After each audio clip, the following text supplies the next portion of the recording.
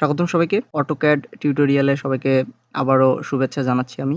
তো আমরা আজকের এই ভিডিওর মাধ্যমে জানতে পারবো AutoCAD এ কিভাবে পেজ সেটআপ করতে হয়।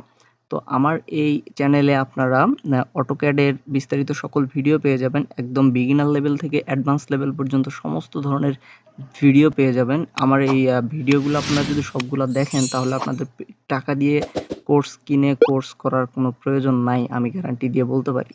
তো আমি আশা করব আপনারা সবাই আমার ভিডিওগুলো মনোযোগ দিয়ে দেখবেন প্রথম থেকে শেষ পর্যন্ত।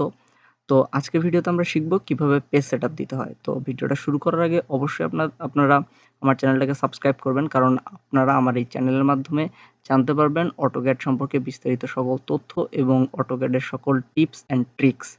তো AutoCAD শুরু করার জন্য আমরা প্রথমে AutoCAD সফটওয়্যারটা ওপেন করে নিব। আর AutoCAD সফটওয়্যার ওপেন করার পরে এরকম একটা ডায়ালগ বক্স আমরা দেখতে পাবো। এটাকে বলা হয় স্টার্টআপ ডায়ালগ বক্স। তো স্টার্টআপ ডায়ালগ বক্স থেকে আমরা AutoCAD এর মেইন যে ড্রয়িং শিট আছে সেখানে আমরা দুইভাবে যেতে পারি। ফার্স্ট অফ অল এখানে আপনারা দেখতে পাচ্ছেন স্টার্ট ড্রয়িং। স্টার্ট ড্রয়িং এ ক্লিক করে আমরা যেতে পারি, অথবা এখানে একটা প্লাস আইকন দেখা যাচ্ছে, এই প্লাস আইকনে ক্লিক করেও আমরা যেতে পারি। দেখুন আমরা AutoCAD এর ড্রয়িং শিটে চলে আসছি। আবার এখানে আমরা যদি আবার স্টার্টআপ ডায়ালগ বক্স থেকে এখানে স্টার্ট ড্রয়িং এ ক্লিক করি তাহলে আমরা সেম দেখতে পাবো। তো যেহেতু আমি দুইবার ওপেন করছি, সো এখানে দুইটা শিট ওপেন হয়ে গেছে, তো আমি একটাকে ক্লোজ করে দিচ্ছি। তো এখন আমরা পেজ সেটআপ করব কিভাবে? পেজ সেটআপ করার জন্য আমরা কিছু কমান্ড ইউজ করব। তো কিছু কমান্ড ইউজ করার আগে আপনারা এখানে দেখতে পাচ্ছেন অনেকগুলো গ্রিড দেখা যাচ্ছে এখানে। এই যে গ্রিডগুলো দেখা যাচ্ছে, আমরা চাইলে এটাকে রাখতে পারি আমাদের পছন্দ অনুযায়ী। যদি পছন্দ না হয় তাহলে এটাকে আমরা উঠায়ও দিতে পারি। তো এটার জন্য আমরা এখানে এই যে নিচে একদম এখানে দেখতে পাচ্ছেন আমি ব্যবহার করছি AutoCAD 2016। তো আপনারা চাইলে আপার ভার্সন ইউজ করতে পারেন। এখন অলরেডি 2023 চলে আসছে। যাই হোক, তো এখানে যে গ্রিডটা দেখা যাচ্ছে এটাতে ক্লিক করলে গ্রিডটা অফ হয়ে যাবে। আবার যদি আমরা ক্লিক করি তাহলে গ্রিডটা চলে যাবে। এটার কিবোর্ডের শর্টকাট কমান্ড হচ্ছে F7। F7 আমরা যদি চাপি তাহলে এটা চলে যাবে, আবার চাপলে চলে আসবে। On of on of. আবার এখানে আমরা একদম কোনায় একটা জিনিস দেখতে পাচ্ছি, এক্স ওয়াই দিয়ে দেখানো হচ্ছে। এটা মূলত হচ্ছে axis, X axis, Y Axis.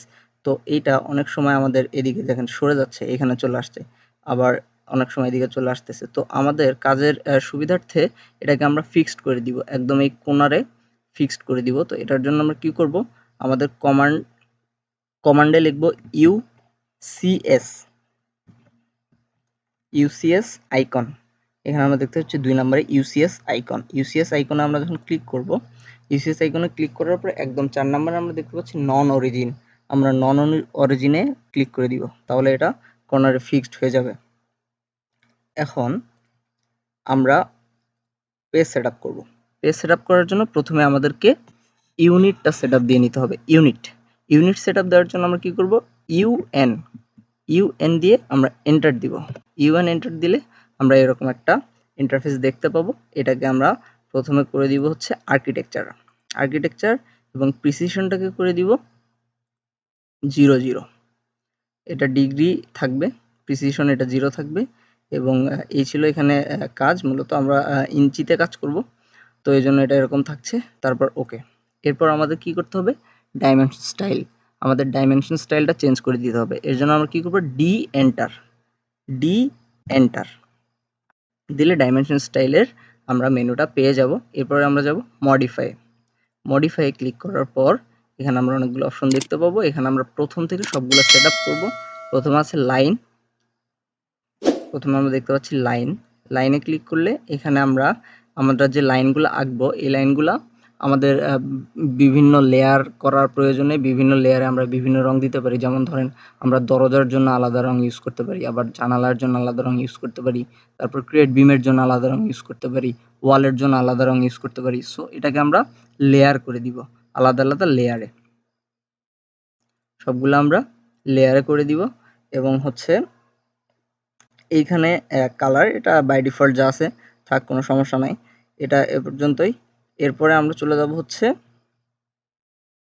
Symbol and arrow হচ্ছে এখানে আমরা দেখতে পাচ্ছেন যে অ্যারোগুলা, এই যে এই অ্যারোগুলা আমাদের কোনো একটা বস্তুকে নির্দিষ্ট করে দেখানোর জন্য এই অ্যারোটা কাজে লাগে। আবার অনেক সময় আমরা হাইট তারপরে লেন্থ, ব্রেথ এসব দেখানোর জন্য আমরা অ্যারোটা ইউজ করি। সো এটাকে ফার্স্ট, সেকেন্ড, ল্যাডার এই সবগুলাকে আমরা ক্লোজ ফিল্ডে রেখে দিব। এটাকে ক্লোজ ব্ল্যাঙ্ক, ক্লোজ ফিল্ড এই দুটাই ইউজ করা হয় সচরাচর। তো আমরা এটাকে ক্লোজ ফিল্ড রেখে দিব। এখানে বাই ডিফল্ট যা আছে থাক, সমস্যা নাই।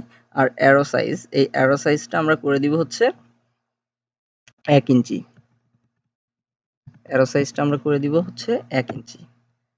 আর এটাকে আমরা করে দিব 1 ইঞ্চি। এটা ফিট হয়ে গেছে 1 ইঞ্চি।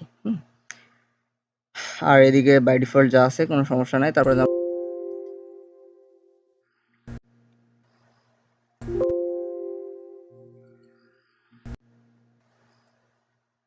এরপর আমরা যাব টেক্সট।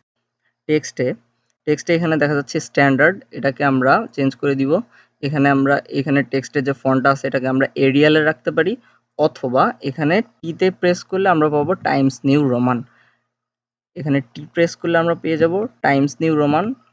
তো এই যে দেখতে পাচ্ছি আমরা টাইমস নিউ রোমান আর এরিয়াল এই দুটাকে আমরা স্ট্যান্ডার্ড হিসেবে ইউজ করি। তো এটাকে আমরা অ্যাপ্লাই করে ক্লোজ করে দিব, সেট কারেন্ট, ক্লোজ। এরপরে টেক্সট কালারটা বাই ব্লক এগুলোর স্ট্যান্ডার্ড যা আছে থাক, সমস্যা নাই। এরপরে আমরা টেক্সট হাইটটা করে দিব 6 ইঞ্চি। টেক্সট হাইট দিয়ে দিব 6 ইঞ্চি।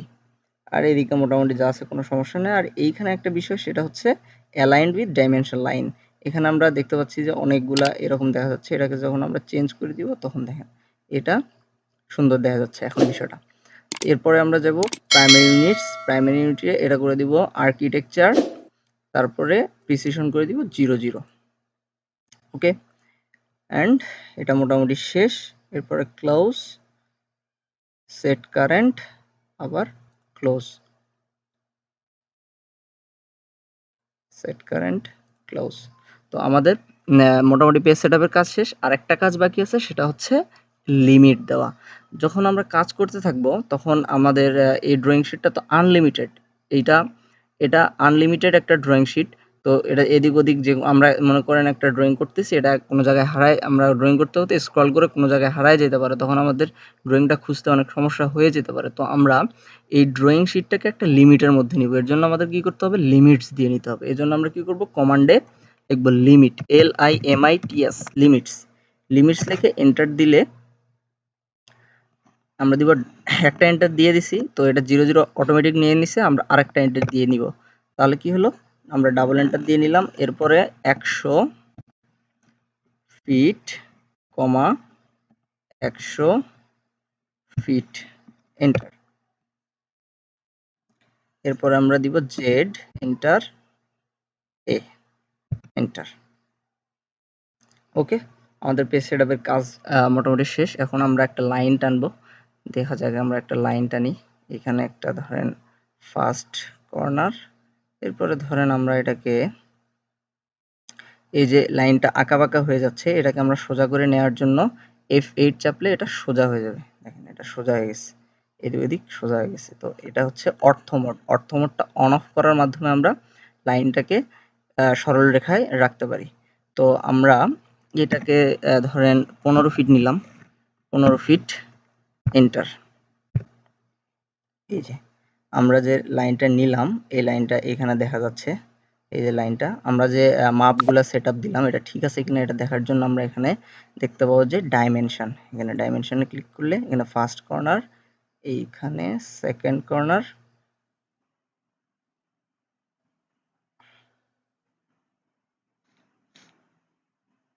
দেখেন এখন দেখা যাচ্ছে আমরা 15 ফিট নিছিলাম, এই যে 15 ফিট দেখা যাচ্ছে এখানে। তো এই ছিল আমাদের পেজ সেটআপের বেসিক যে ভিডিওটা আমরা এখানে দেখতে পেলাম। অবশ্যই আপনারা আমার এই ভিডিওটা দেখে উপকৃত হয়েছেন। তো অবশ্যই কমেন্ট করে জানাবেন। আর এইখানে আপনাদের আরও বিস্তারিত অন্য কোনো বিষয় জানার থাকলে অবশ্যই কমেন্ট করে জানাবেন। তো ভিডিওটা শেষ পর্যন্ত দেখার জন্য ধন্যবাদ। তো দেখা হচ্ছে পরবর্তী ভিডিওতে আমরা অন্য কোনো একটা টপিক নিয়ে বিস্তারিত আলোচনা করব। তো আপনারা নিজেদের কোনো সমস্যা থাকলে আমাকে কমেন্ট করে জানাতে পারেন। তো ধন্যবাদ সবাইকে। আসসালামু আলাইকুম।